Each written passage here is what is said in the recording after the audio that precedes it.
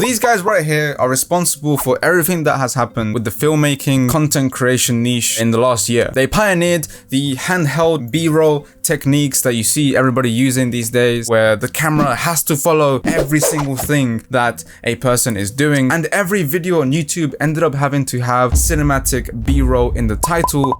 Otherwise, nobody's going to watch your videos. And the hashtag B-roll on Instagram was born. And during the pandemic, when nobody could leave the house, everybody was taking these handheld B-roll techniques to the next level in their own homes. In fact, I did the same thing. This video here actually got a few thousand views back when my page only had like 600 followers or something. It actually kind of went a little bit viral. I guess you could say I was B-rolling in the views. No, let's not stick to editing. But some people have been taking it a little bit too far. And for a long time, every single video in the B-roll hashtag was the same cooking video where the camera follows a knife cutting something, and I got sick of it. Now, I just want to say that I'm not against this whole phenomenon. I think it's great that a lot of people are getting into filmmaking, filming things with their phone. It's a great way for us as filmmakers to evolve, and I did the same thing.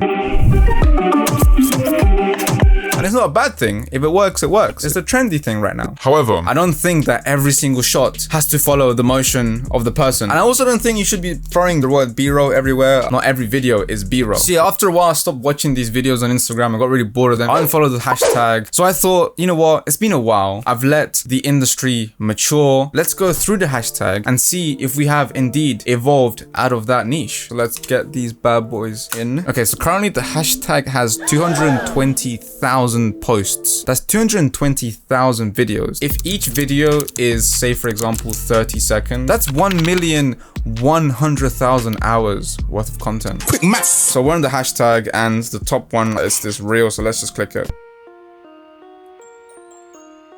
Oh, I've seen a few of these. Okay. Alright, so he's just... Ooh, sound effects, let's go. Ooh. Okay, I don't think he needs to be in slow motion if he's a runner. That wasn't a bad video. I think his shot selection was good. He used those in-camera transitions, and he also turned when the runner gets into the ground. And I like the sound design as well. I think it was good sound design. I saw this video by Mark Bone where he goes on about how people use slow motion when you don't really need to use slow motion. For example, this is a video of a runner who's about to run, and as soon as the beat drops, he's running in slow motion. So you're kind of taking off the whole impact of the runner. I think what would have impacted it more is if the runner actually ran for a bit and then you see him in slow motion to emphasize the fact that he's running really fast. That's the only thing that changed. I think it's a good video. It's nice to see creators just doing things on the spot and then creating something out of it. Faith in the filmmaking industry restored.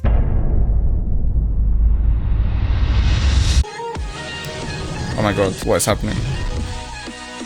What is happening? Oh Jesus. Alright. Okay.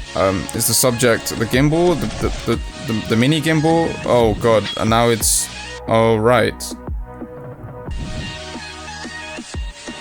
Now there's a samurai sword. Okay. Jesus Christ. It's so much motion.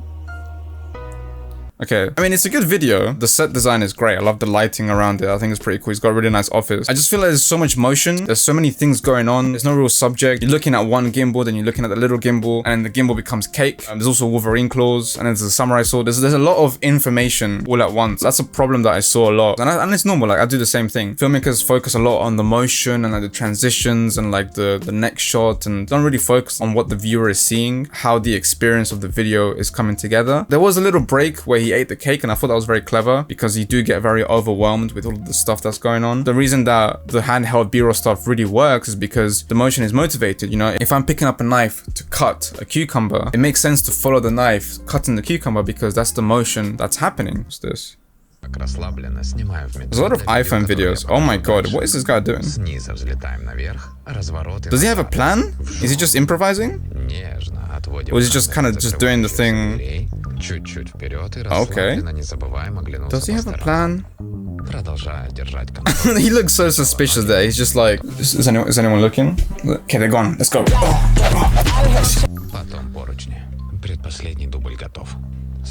He's very good at using his legs to counterbalance himself. Always got his light on. I guess it's quite dark. He's got good style. Ooh.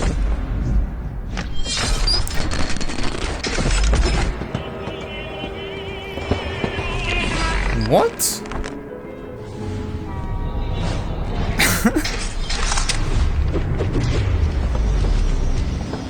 Yo.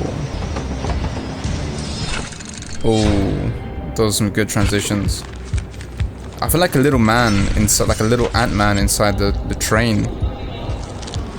Oh, that's sick.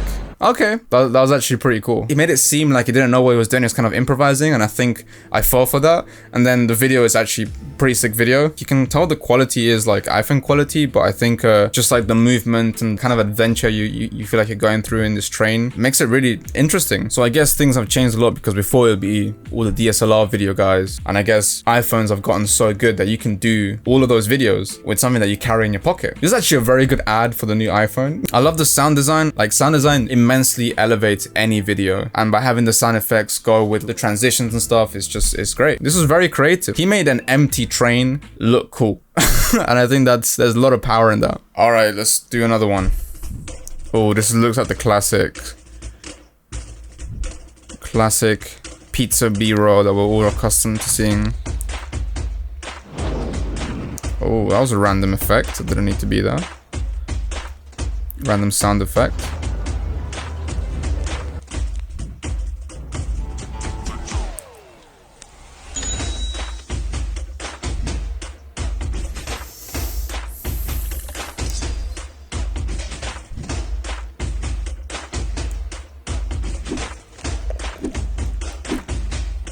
That's like a nice place, you know. I thought it was cool. Like, I do think that some of the speed ramps, especially when there's people doing something, make it look very unnatural when a human is kind of just doing this and like doing stuff like that really quickly. And I don't think every shot needs to have a speed ramp. Some of the transitions were actually really good when he didn't use a speed ramp. I'm trying to view this as a consumer, but I think either way, the only thing I'd change is the music. Like, it's very hype music for pizza restaurants. Usually pizza restaurants are a bit more chill, you know, like Italian music, like some piano. But I think he needed the music to be fast to put in all of the amount of footage that he put into that. So